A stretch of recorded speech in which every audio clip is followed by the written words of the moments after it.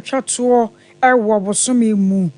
ni nyina mu no nyankopon gusuada ekurukura yen kakra ya wode ye ekọ na ansam wa yaboaboa no fri sompa adebaba somo seria promto wakase bono eniani mu ni binie mampanyina ba de akire apa on your friend say go ride I want my ya wo kire say ebaba boa pa ama enuan ma mu twi taxi no wo mo so watumi ahenha wo no kakra Nano emrase badwafie penimpa wono netua wo ma no ebutu wo mo nkonwa nan bi no abanlo ya pani de atodwa se eba mremu a entwaye sanso ana anewuko sunyane yate sa kwansere ba sanwotwe eno so so mpanyifo guso da ya contractor se ye ho adwuma sane ba ya asfati wom so ebenya bi honom sa na Supreme Court o mai court kese ahye enna be se ensu achi na wadan de ama abanlo ya pani ba bia so hwehwe ne nkrata bia so wuremu no wonwuremu ansa na anti-gay bill no wo matime apase Reverend Dr. Lawrence Tata at the Chopa Kasia Abba ya Wadema University of Ghana say HIV assembly emre bi atwam wo kokaye no adaroma osresu apon no emfanche no Dedu ya abato komisa Wadema Ghana Freedom Party for se womfa nyi obi foforo ma womehema me akuadonko anan no ene yebekoso na yabom panimfo epunum ene wo madi ho nkomo se de osi so mufa ebeka wenum ho ya bone nyina beda de basomo sa awia promtoba kase bona edru ya wada seya na ya one ya dawo enam so ntire nyuma kwa no so ya sene ne yajeje won so pa Express Group wode wo tu kwan yadamo ase imu pro services say ada emra na no hye no ya so say ya do be kwa China ma mu tishase na ene won mo ani nkomo 3 Herbal Center what 3 core capsules etayachi eno wachi no kra no mizo and 5G yadamo ase 21st Clinic where sciatica expert cloud internet say the fastest internet in the world and one Sompa chadia so kan ho bi enaso enyimakore ne nkae bi ya kan wa brepam ya beka wormo sempa ne semdade a kire wo ya so asomfo banu ayatena se na ya de etachire mebegu nsem nyina ho asaw ade ama wo no ayeme akosia eje wo akode boaten mene eduru ya wodasia yaw ene ya ba ajapia apamdada ofensam no yanjebrana yenchechi mu ankasa Wapa odwumade bi wontoma won kramantamo ya watu din se go ride where I am panyina be de Dr. Alhaji Mahmoud Baumia ana ne GPRT mpanyefo ka bo mu a wapa osa dwumade e won kramantamo sane ba ye na beboa na ahya ka ahyentuade anasaka akoni abadie no mu kenna amaye nuano mu a ene won mu twi taxi e wo magane mu no won madwuma no atumi aso yie pa na mampanyina be de bra na wo kire mu no ana wo kire se nei Uber ne ade ba ye nti no ama taxi fo no won madwuma ne nhyada nkwa wano bi asa pragiafo so aba ba je fa de afa enti ama obi to taxi se wode ye adwuma na adwuma na bone so enam sa ya so nti sa go ride ye na won mapaw na ba ba ya befo dwumadi sonko kra ade abo enuan mo mutwi taxi no wo se we ba ya so kwan sonko so afa won banam sa kwan we so anya sika botene ade agu won botomu odan de nyina no wobotumi aye sales ade ama won madwuma empanyfo na enam so ama brama panyina be de kire na wo kire mo sa dwumadi sonkon akwan ya bafa so e be ye adwuma na afa so kra ne kire mo pono sane yesitie no sei e na ochechi mo nkramantemu $163 billion. That's the value of Uber. What is Ghana's total GDP, the total value of our economy? Ghana. What is Ghana? $75 billion. The total value of Ghana's economy. $75 billion. Uber, one company, has a value of $163 billion. Twice the whole of Ghana's economy. From one app, they've built a value of $163 billion. And you still don't, in this fourth industrial revolution, you must understand the link between digitalization and the economy. One app is generating a value of $163 billion. You ask about Microsoft, which just builds apps. Microsoft, the value of Microsoft as of yesterday was $3 trillion. One company. $3 trillion.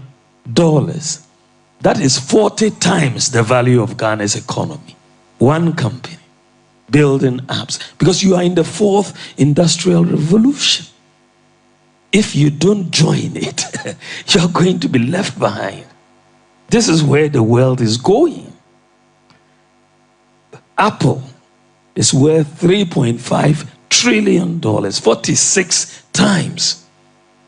Ghana's total economy. One company,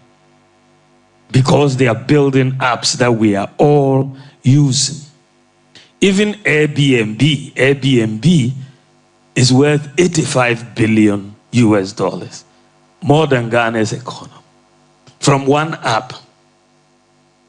just one app that they are making the money. So as you enter the fourth industrial revolution, you are either going to be the developers of these apps or the users of these apps. And we have to make that choice. If you want to empower your local economy and be a full participant in the fourth industrial revolution, you have to be developing many of these apps. I was aware man panyina be de chair Dr. Alhaji Mahmoud Bawumia na no achi no ana so for be de chair ya wo show my Ghana ya kwantempo so onmonyamfo Hassan Tampuli wono so edekakra to aso. We've heard some noises coming from drivers union about the threatened increase lorry fares. I want to say here unequivocally that there's no basis for any such increase in lorry fares between now and the next 6 months. The leadership are here and they know what we do, the triggers that would arise in increase of lorry fares. Nothing of that sort has happened. And indeed, as at this morning, Ghana is one of 9 countries that have prices of petrol below $1. And in West Africa, we have only 3 countries out of the 15 countries. Needless to say, Nigeria will be there, Liberia, and the next country is Ghana. So the prices that we have in Ghana is one of the lowest anywhere in the world. We are rivaling countries like Egypt, Tunisia, Libya, Angola, Sudan. All of these countries are major oil producing countries. So there can't be any basis for any increment in lorry fare. As a matter of fact, there should be even reduction in lorry fares. So let this message go out to the drivers union that are threatening any increase in lorry fare. His Excellency the Vice President has said that lorry fares would definitely go down if we are able to bring down the price of petroleum product below $1. And currently we are at $0.953. Why are you so far by the chair ya wo share kwantempo so Yira Hassan Tampuli? Another Supreme Court kwa asetena na wo motena se no uhunu se Yira abamba ben ne lawyer eba beginae Yira Tadio sorry no so why sorry pa se wonom badwafie ho a wono edi ne ho so no wakan asem na ebewie na aban ya court kese eba bede na chiri na ni nyina enkomo no kokosi ye no ade achiye ensem foforo kra san apie na eno na wonom chese no kwasemuni se ye kan ye kan pa emra no Ghana ye mra ne nchiama so ofa etire mienu ne nchechemu baako anase wo haduasa ene ne nchechemu baako no a emra mu no sede papa no wosika sai na wodan nkonwa ne butuye no sabio wahaba before pa se ampa se etimi butu ampa na nyese Supreme Court for eba mu a na nka bewie na wama bi mo nso kra no wo mogapade ese won saka ene wo montafro ese wonya firi wo mai yadododie mu no na saafo no de eba bebo won abra emre mu no na nka emfa kwa mu na sansemi yewura Godfrey yebo adame wona ya ban lawyer panin wona na wo kirekire mu e de akire Ghana fo nyina. It was properly brought up, yes, because as I indicated to the court, the procurement of all goods, works, and services of any person, public funds, must be with approval of the procurement authority. So it's a matter that is very important. important, and indeed, yes, we raise it. In that case, there's nothing like a person have an interest in it. What interest does the Speaker of Parliament have in the interpretation of the Constitution? So there's no interest, no personal interest of the Speaker of Parliament, and that's the point I sought to make. That indeed, when it comes to constitutional actions, the most important interest is the true and proper interpretation of the relevant provision of the Constitution, and that is it. So it's not as if a person has a personal interest in it, and if that's the case, as I indicated in some cases that I cited, it is actually a proper interpretation of the Constitution by the Supreme Court that is most important. I mean, as I said, I've always tolerated the Speaker of Parliament and his representation, even though I know it's not lawful. And of course, it is not. You see, and the point must be made. It is not an attempt to prevent the Speaker from having representation. If the Speaker wants to have a lawyer, the Speaker must procure the lawyer lawfully. And then, as I said, the Attorney General, even when he's seeking the service of a lawyer to represent the government in cases outside the country, in foreign courts, goes through PPR approval all the time. Even the Chief Justice, the former Chief Justice, who was, with all respect, using the services of Third Authority, had to go to PPR approval. And I know for a fact that he has not received any PPR approval. And so he's in flagrant violation of the provisions of the law. And that is what we sought to do. That's up to the court. I do not quarrel with the court at all when the court decides to either defer a ruling or maybe decides not to rule on it. And of course, all rights are also reserved in us to take it up further. A breach of the PPA Act constitutes a crime. And my contention is that you cannot use a crime to defend a clear unconstitutional action by yours. So indeed, you are engaged in an unconstitutional action and you are using, with all respect, the commission of a crime to further that unconstitutionality. Yewra Godfred yebo adame ne ya ban lawyer penny na ati se wo kire Supreme Court se de na no wo nsem no tugu ye no ehon wo che se wo mo de ye court batan ye o man ni nyina de nte ba ye mra ne nchiama na wo mo de abene mo kura asen obi anti de wo mo kan ne fini nkeka bi ani ho nti wo no me ka se bio wo mo atwa achia no kura bi anim. I was say ye ko sunyane na se wo ko sunyane a amane boyo ya saka chira sa kwansinere ba se nwotwebo no mu a enei adwumafo gusu gidigidi pa contractor se ya wo hwaye nsiesie se ne ba ye kwan no contemporary dwumadie ebetumi akoso ye nyina ne nsa kabreti ya wo abi no man no ye kwa akoto abade nanso so aban no kire se amfa woni abato ye kwa akoto na wasempontunwuma de wo hya ase no ye bi pa na akawo bi amamra hwedwani ya wo no ewo sunyane abato mpaso so wormonyamfo kwasi ameya ochemi wono so ade atudwa atwra sanyame anim ni mampanyina be de akira se wo man no de nakoma so ya enne ye kwakoto abanyina achi no wo ma contractors se abegu sunyan ne mpotamo a won mo hwe asiesia kwan ya ewo honom ye me kwan ade jina o susi ye me kwan unya kwan ye kwan no so a rekro na so se hame ha wo sese bibie ni ho a se ye yi kwan a ebe ka obi ajapa we ye kwan dada da ho ye se kwan foforo ne ye ya ebe ka obi fie si e bu fie si eye kwan ana hu di da ye bu si ye ka koko e de ye kwan na o de ko ho da ko na mienu ye nya kwan no na ye kama na faswa NDC ni ne beka I was saying no Madam Justin no wusu bana hene wano ya bono regional minister wano so kasai eda mampanyin na bedi akire ase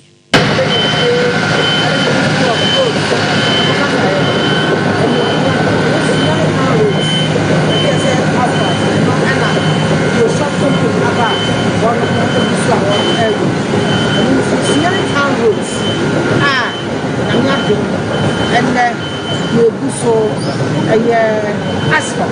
because it has been asphalt. That's what we are doing now. Nti ya kwan a na akoye bonjibon na ye kwa emma kwa ne bedi aye basa no e ka hu bi e na empanimfo e ka itipa mu a me amedi mu akote den na me Urban Rose regional director ba fi me na se paisan say so we go abro from me trouble technically no this our guide me ni nyina wo so yakoso empanimfo ade yan so kan kan man panyin na bedi achi any minister for Rose honorable Ojo asel so buachi ye kai tipa man na nyame ade ye gu ye ka kwan so amaya o sunyane propon another promantam ye propon aye sunyane sabre ifuje bisu a Anoche no Bono Regional Director the Department of Urban Roads. Our Victoria Dakwa one so at the Kakra Etuaso.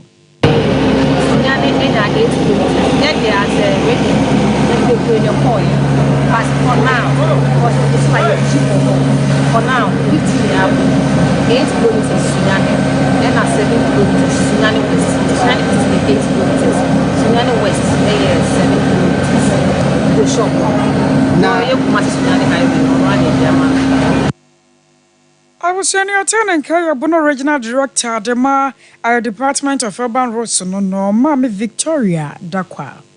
Medaswa jina Supreme Court menyansi fem na enoda ene se wonom ekokan speaker mo nsem wiye no ene nso wo kwa asetena nenne enkomo a wo de kokoto opono so no na ye LGBTQ+ de keka ho turumuntu oba no obeda wo mo emra no a yese Ghana ha de se bi oye chiwade e boman eni kwanse ebodin kura na ye de kan asem na kampese nkura na akwa akohwehwe na wo mo hunu ade koro akwa akoye bi abra ye nhunu na eno ena wono kasa ho no empanimfo a wo Supreme Court ede etudwa chese yewura Richard the last guy woni sei woyensentroni wosan so de emra ne ye adwuma pa wo so mra na hwe na waka asem bi sese bi o se wo mo gitum sesi ya se de wo mo asi atworotworo mra na ba no ayese konu wo mo achechire fa bi ene wo mo agya fa anhweye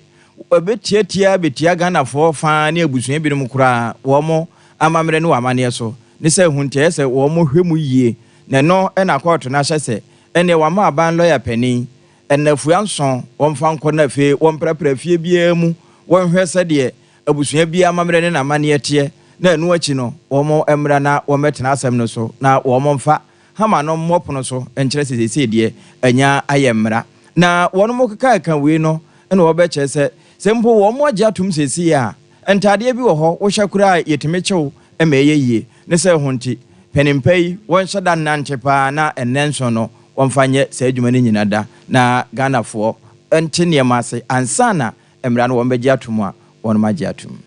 Abusaye ko sikasemu na anayenim sa dollar na wode no kwa na ekosoro a amasidi no anso eteba fom na enano wadan hyiamudi ekoso e Washington DC no so for your show my Ghana sikasem so yewra Dr. Mohammed Amin Adam adekotu dwa akire so man no me ahwa akwa me ati mpokora na aban no gusuwa ayen hyehyeye sane yebege na ababoa ma man sidi no sanso gina na so biem wose sika botena wodo bi dada monone a eno ye hwasa dache de ensabeka no wose ge Bank of Ghana egusuwa ewo ahomboabo mu ne nsiesie mu sane yebeye a woba tabri sika ne bi dia hyehye baabi ama ma Ghana esidi no na hode no atimi asanso apagya biem na asamenti yakwa mo no so ne mpanyimfo a wo mabene afa ne sika semu akwakodi enkomo Owura Prince Obri Yabua wono ba ne sika mu a wabere mu yie papa yonkwa ne papa yi enkodi nkomo mi sane se aso ansamu a awosofo shoma Ghana sika sam so akan se Bank of Ghana egu ahomboa so hwese o man sidi no ahode ne beko soro no yanyini anase yanya ne se yankasa wabanyaka se mu ha o ohima me joso na wie na pom ye de okwa de adaroma bibia ye boko asedan Kenya me so de we yabaka ne say ya tadwifo wa se Bank of Ghana ebetoto nuama foforo bio na wo man no ye sika na sa asori agina so ana we akoya dane da nyina agudi ayedie yo dedikai mame entia na mentia watiefo ani ahwefo se wo hwe aban hyehye ya waye se de be ya Ghana economy ni be sa fa na ntoma pefra one of the biggest challenge we face here CD na hoden kwa na ekofom no na enhwehwemu amana da di se etoda CD ne de ma na hoden kofom no enye necessary the normal demand and supply processes no na bibi abrofokase ma kan speculative ye can speculative yes edu ba bi a Ghana for nim se ye kwa akodi bronyen enipa bebre kwa abonte kwa akofa wo kofa ne ma afradwaman so aba abeton enti wo mu dia ho hare so ene wo betie we si o yesi di na ho den ba fom yesi dollar ekoso enti koba na sa na ama wo mu mpe se dollar no kwa se wo mu di ye bibia ne manimu ya no wo mu dia ho hare so kwa akoto koba na sa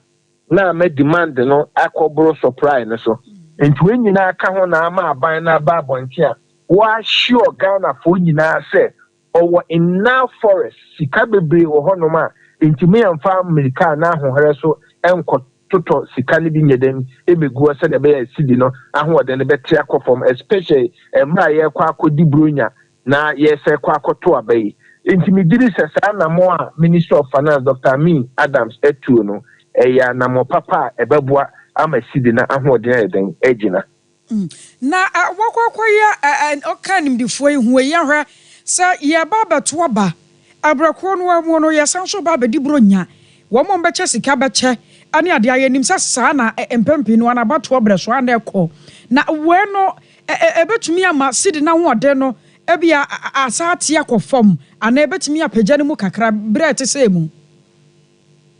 se ohwe sidi na ho ode a so far from the beginning of the year up to now sidi na ho ode aba fom bebre na de ama samre ebi agidie wo me se ente nkofom bebre no Osha Bank of Ghana ni bibia or ya say World Bank ya can IMF any then ewomu into Osha about there's a strict regulation about the expenditure na minim say Osha buy ni swadi hunu say oma OECD ne target the man say you do not exceed more than 5% of the total revenue ubenya in the previous year in terms of expenditure increase bigidi say obedi san hyehyɛ so amana ye den sidi na ho den etimi agina so far so we beginning of the year ebepem sa amre ya sidi performance and enye encouraging so we Bank of Ghana website as at Tuesday 2nd January 2024 that is the first working day of the affair yuma na US dollars and then I'm 11 cedi 87% as against 11 cedis 88%. In the US dollars publication, the same Bank of Ghana at the ABA name 16 cities here. Within this year, any part of the Donald Corso, city net depreciated from 11 cities 88%. You find 12 cities in Puna could reach 16 cities here. City net depreciated more than 30%. Me didn't say more enough in tea. Abayano should do well. Say all maning yanaje say yakwa koto abenti. Obeye more than the obetimi nwetimi dia win vote. Some mean funso we ana abayani year in the year 2020 me COVID ba ya ye free COVID ni mu ano e minor agensem no. Me didi say abayano ehia no funso a wo ye during the COVID era na de koto abane enti afi no on repeat enti me wo gidie wo enhyehyɛ ni mu. Na so when you can say a break a crack ya nimu na nka chia ni da so and that's why they may very positive because so far from the beginning of the year up to now she did not depreciate from 11.8 up to 16.4. That is even official Bank of Ghana website. So okasa wo other markets now more than 17 cities. It should serve as a caution and nam say Minister Nempese Sidi na ho de beto aso aba from no enti na ama na ba abonte ba show customer Ghana public say there is enough buffer of Sidi ye kwa akoto abai ni ekodi burenyen obi bia wo pe bibia obenya enti me amfa ho hare so enko Sidi no e ma na ho de ne nsa enko fom biem yo yero obi yebo amaya no wase no bra no wada agye afihia panso I was your turn and carry Ayapanya Barasika Semwa Wabini Moyera Prince Obri Yabua. Ye free sika semo say Ghana ni da so say ye sidi no entumrika ni $1 na ehwehwe ase no yanko abato komisa na boboa no maame Jenado Kwemensa na wode atodwo eche se enam se na nka wogu ahoboa so eye ne ntentem ohare so se de beye na abato nkrata obetimi atintim na wombenya brenso ayehu adwuma nyina na December bosome de toso nso duru hɔ a yakwa akoyire ye ho ato aba eyi mampani ene wonoma ka te semra hye badwafo no ena mame akua donko wo ne nti watwentwan ne na ase kakra na twentwan a watwentwan nyina no woka ede a kyerɛ wom se wama wo mo nadu saa nadu no wo mo mfa nyi obi foforo man mehye mame akua donko anan e wo Ghana Freedom Party no mu na ententem wo mo ntime entoaso enye wo mo print ana se ontintim se de beye na Ghana foko ni ehu Ghana Freedom Party no a eda number 3 ho no wo mo hu se esumesi anase wobenten wo mu se na bedi akire Roman father se wagye atum se wobekọ na wokui no wo se ni nyina wonom ye ho enkrata no foforo na wotimi tintim na ne ye boye hompem se yensa bekan Ewura George afo wono na ye chochofo edema Ghana Freedom Party na nka ya bisa ne se saa nkomo yi abato komisa akan wo muso musan ebi nso kura se da bi wo mama me akua donko ani mu ho a na ebi kura no na bema wotimi anya aba no na fe na bedi akire aba behwe se de na wo ka se wonya wo beyo no na yeguso obo ahomanum nti se Ewura George afo o hwe TV na wonso wafa na fe yedi nkomo e de afiri ho na empo ebinom nso se mami akua donko kura ate ase no wo kan se bi se wodane to se kuko wo man state barrier to say the aman penimfo no wu aye wo mo no pepepe na wosan de to so se asundwe park ho kura na wo beda saa adamna be se nkono na wo mo boye no ne de wo mba ko nti eno nso no wo no mo so musan egusoa e wo so ahoma ne se yansaka no a ye ne beba na fe ye disankomo yi akoba no sa no de ne ye hia se ko 21st nchen na ye ko hwe ya pom de mo san se siateka ya de no ekum ni pampempem ed ne papi no anso e ka dem Chasa obeko 21st wabusua wan mo no da Sompa doctor for no so wo mo wadaje ewo ni padua no ho se massage na ho hia wo mbe ne kama kuma so wasafo wo wa show overseas junction mom yes kuma se a show overseas junction wo by Alpha Radio wo bo ase bon won mo cancel court junction Accra Dom Market to Sunyan Kranza Chiman 0540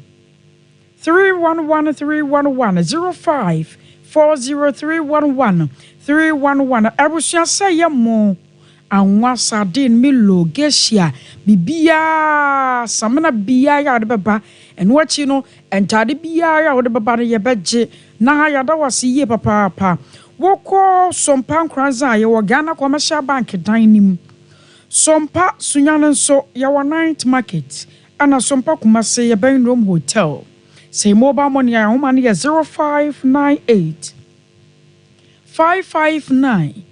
802 0598 559 802 Dino Airtel Media Nasa Blessed Foster Cloud Internet in China yakoni yakwaji internet papa ya babwa madan de nyina no ye internet won sansama gina so was a Wi-Fi CCTV camera digital security locks web hosting and that one mabem top high One Love FM din shani mu 0202 699110 0202 699 3 Herbal Center. Ose kokwo masete adro no sisi ade kokwo na fe I am team. Wotu ase de free okra yan sanso mabiem kwale na kedan heba. Mr. Nyapedank 0546 107 0546 107 Imo Pro Service another kwa China China memu I announce so dwumadie ene ye kwakodi obi bia hyem woduane a obedie meeting se beko we take it bibia hyem dada ene ye 2499 no ye wachemota mo wo penchemu abromedie so ano afre 0244 924573 0244 924573 Express Group de wo kwa China,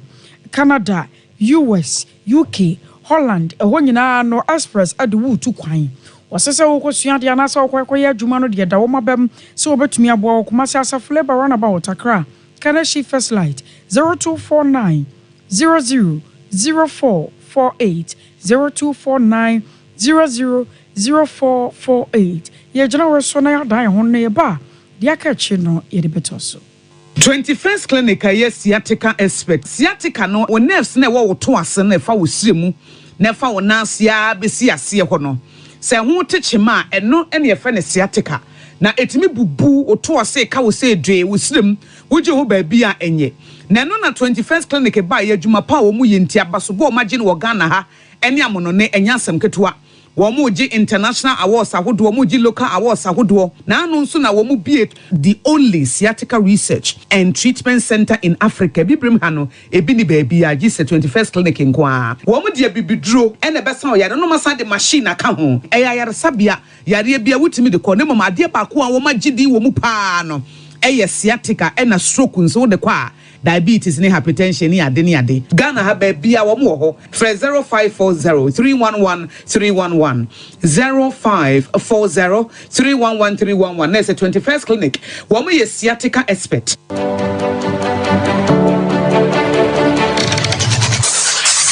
Introducing Mixer 5G Sparkling Drink, a whole new refreshment in a can. Mixer 5G is a tasty non-alcoholic drink. It is a perfect companion for all your events, including parties, weddings, and funerals. It is made with green tea, ginseng, guarana, grapes, and grapefruit. Get refreshed with Mixer 5G Sparkling Drink. For bulk purchases, contact 0246 270 221. This advert is FDA approved.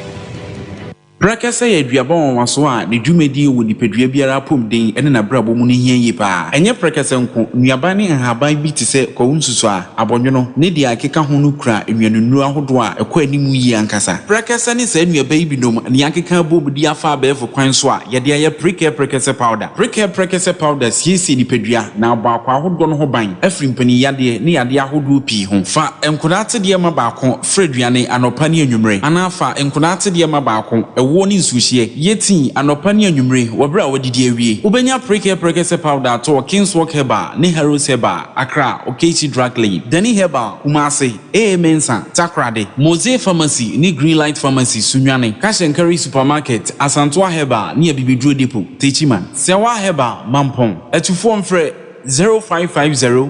19 15 14 prekese powder aduane san yedro FD ahwehwe sankratu mu agiatum Hey sewa me hu acho me na nanu me bisa ekra so kwa brochu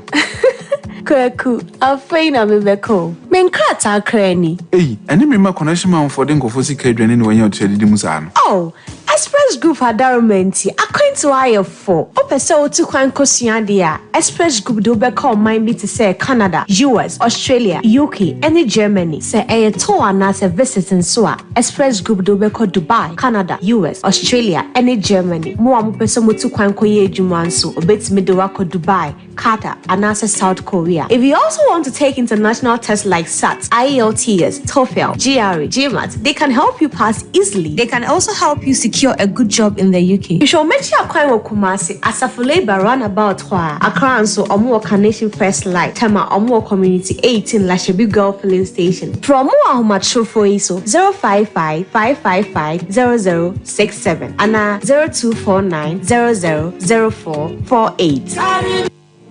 Here in Ghana, when it comes to chicken, the good old days are back. Why? Because Boris B's Chicken, BBC, is here. Yep, give your family and loved ones Boris B's Chicken. Fresh, tasty, delicious. Boris B's Chicken is produced right here in Ghana by our cherished poultry farmers with support from the Ministry of Agric. Get whole frozen chicken, gizzard, chicken feet, chicken neck, and chicken liver for those special family meals, buffets, picnics, funerals, and all restaurants. Get Boris B's Chicken. It's halal, so everybody can enjoy. Wherever you are, call Boris B's Farms hotline 05 444 444 53. Ask for our branch that is closest to you and come get your chicken. Boris B's Chicken, BBC, proudly a Fiakoko.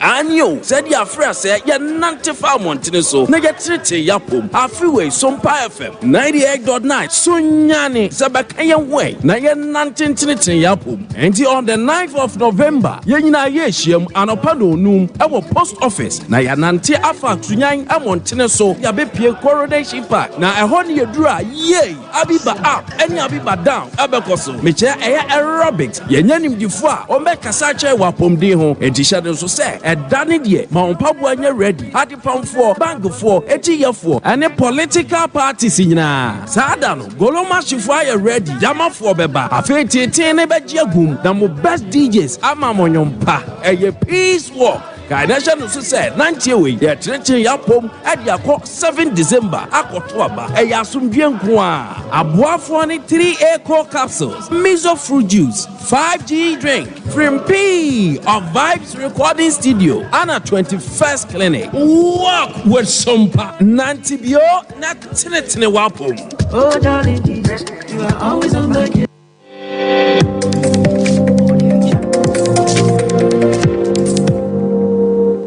Sompa TV, Emma Aketiapa. I was here that was say Yatua and some no so now Reverend Dr. Lawrence Tete. Papa worldwide miracle outreach a war and no years of Penina Watano. What the crat attendant appear jay or the chow panam so. University of Ghana, Siapono say. Was rapa, says who couldn't penny for and Franchano. Assembly and annual door can ye. Afa HIV, AC, and mwada one who almost says, aha suku no na gu suku no anima se no, one mo fancha ye pa. Na krata no nsam kakra ne mu ncheche mu ode ba no e kire se. October bosunda na to so aduonu 9 ewa fimu ano. Wakwa GTV, wo mo breakfast show so. Ya na nyina no fa Ghana nkomo ho. Na nkomo ba ko ebeto mu no na fa HIV AC. Yade mu awa hu bia na se no afam no na wo kire mu se nei no yeso ko nkoda no won ma saya ma wo hwasa ne nkoda no bi wo suapo no na won mo bo won mo bra esibi fa no a ahomete na ene kura no se wo ko suapo no bi te say University of Ghana na wo hu se ne nkoda no bi sitie wuti hu sa baba wa na sa branch wo ye kama pa na so HIV dokura no a wa kura no hu a wo yemba hyew na sa asem no kan no wo hu ne pefe se anya suku no ede eno kra ka ho bi ma suku no so de krata apie dwa atra sa efabie no wagu suku nani mu ase ebiem suku nkoda ya wo mo ho no na sa de tuafo no ebe ma de hu bua ba beto bi mu so wo bi kra mpa obesuapo ni mu a wo beka se suku we de HIV na adokoro wo mo nti wo mo ma enam so nti wo mo nya chaw pakase pa de afiri wo no nyamfo yi ho na afen so evidence ya wono so mfamara na ye hunu kwankora wo betumi di afa so eno na aka ho bia mapanyipa yi wode krata pia dwachira se wede enkotojogu fam ansa dansa yempa wo sere suku ne panyifo nyina samfa nche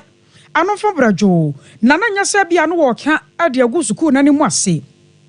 anasa wo ka madi hu bua ba beto ade tuafo a wo mo no so na emom no wonde nim de ne nyansam wo no na wonim se wo ka ma na ya de suade sani ebaya amaba wane mrantie ne o mati atese wo mo hyehye ntade bi na sabi one na monte so bo adwaman no wo mo ne beba wo mo say yade bi wo ho no mo a ye friend HIV ane ne AC nam so nti na ko ma ya hweye ne mo nya se bi anka wo se suku no nti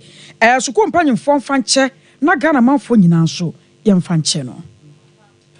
eno eye de legonsu apomwa na yenkwe na yenwura bedi akon Roman Kareke suku ewo ho eho na yewura bia kwa kosi ICT center edi ama wonom na osi wieye na wo mo kwa kotwa homam na wo mo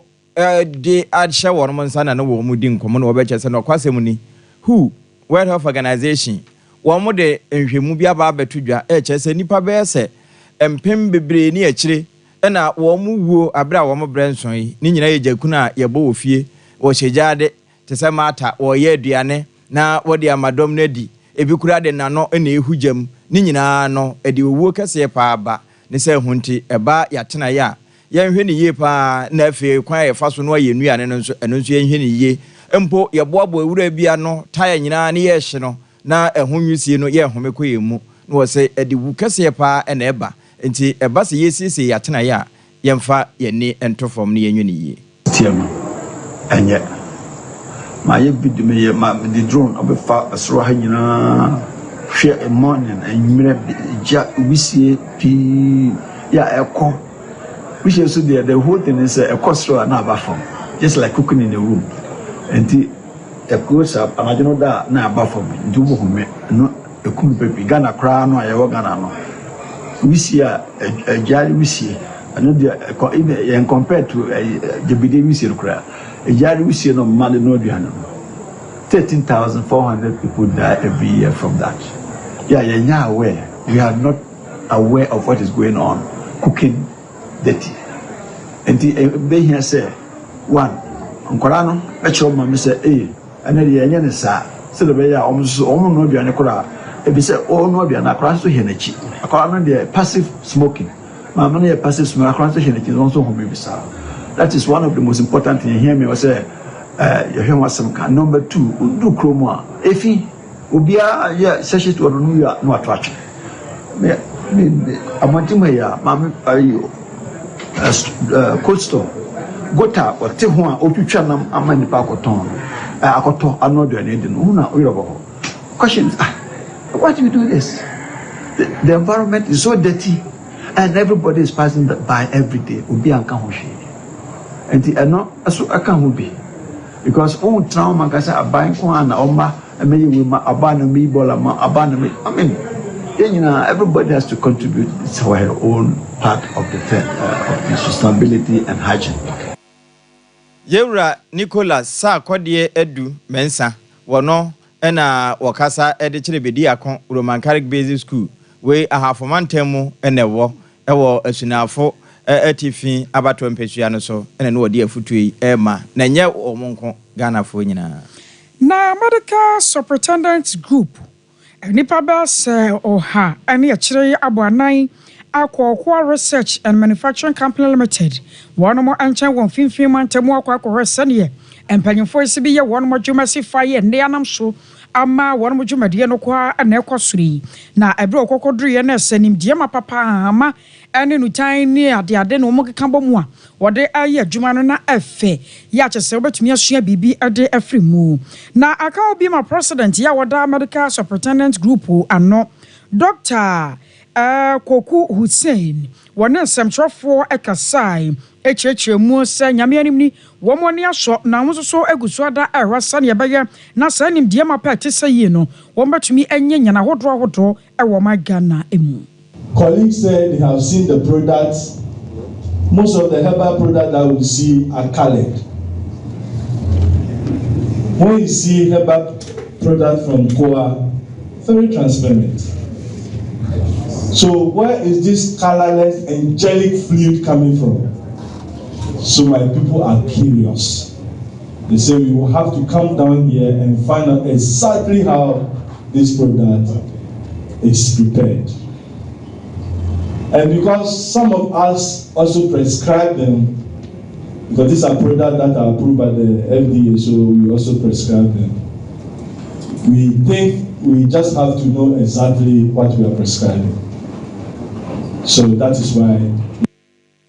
I was your natural sir and on a president at the Medical Superintendent Group no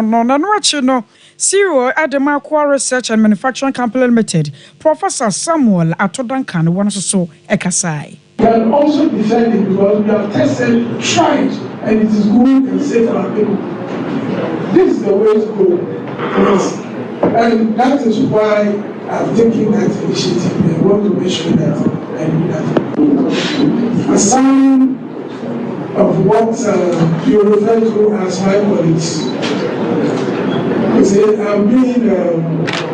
medical and health science, so herbal medicine, so I'm here. So it's like, that is why I chose to lead the federation. Because of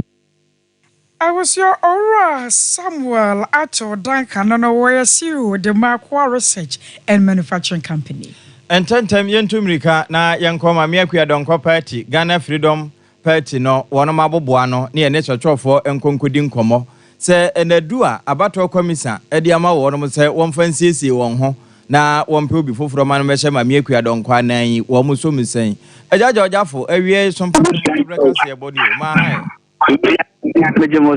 na ya mamo ya akọ ne kafra nso ma meje mensa ni mo adie no muso musen se wa mamu nadu mompa obi foforo ma no mehye anan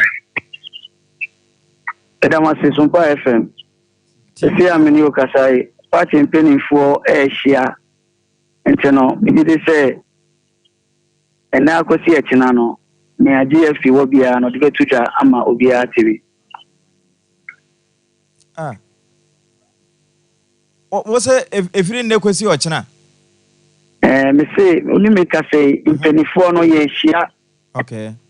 Ya tu ye ho puno mu nti no ebisi wo bia no ya magana fuati nti sese enhyiamu a muhia no running mate Roman father na mode ne beba anase mbe yi obi foforo sunset party ti se ebusua ne nti no enti na ebusua na ahia na ya dwindwin ho so no ne de ne beba ya magana fo ho da bibi foforo nso a ya magana fo ho enti ebesrese mbanya botre kakra ma yen na mpenifo na tumi ahia na bebi a ebedwun akose no ne de ato oman ni nyina ni na ebinum kura se nka mama ma me akua nanim na ho na amanfo nhwe na nka enye wo mo bokura ma wo mo ntu no bum bum bum bum bum emfama na sese ye no ho nhyehyɛ te sen ye guso on se sese aniama miedu ne ye dwi ne obeba na se ne omba ho ana afa nso no ye dwi ayie no ho anti ayie no ye guso etutu ne ama de ya be bie book of condolence bia no ye de beto osompafo ne Ghana fo nyina enim na enese ma me dane toyi amanyoku ahodo a mo ne wo mo agine sede mo si ma mo yakọ ene hyeden mo ni aso oh ye ni aso pa tie da mo ase we tese ye ba ko ye Ghana fo ye ti amamre ase ante ne da amanyoku fo ase kafra wo su ama ne kura afam na yasema ameti aso wo ka se onye wu pe Yamani state barrier na babia Professor Messi yɛ de ne kɔto yɛ ni yɛmfa ne nto hɔ na ɛno no nso muso musen nyina aka ni apati fo no edwen hu bi enti nyina no yɛ de bɛba na obi ate ɛka asia ye ejafo mon hyɛden na mon kafra wate da wase Sompa nyame kupon ka mo onka onso mo ho eno eye chochorofo edema Ghana Freedom Party Yura George Afo na esu ni awerɛho nti ensɛm no kura wontimi nka nkwa akiri nanso ni nyinaa no wɔn mo hyɛden eno so ne yegyina na awia prɛmto brɛka se yɛbɔ Sompa television so yɛde wo airpem I was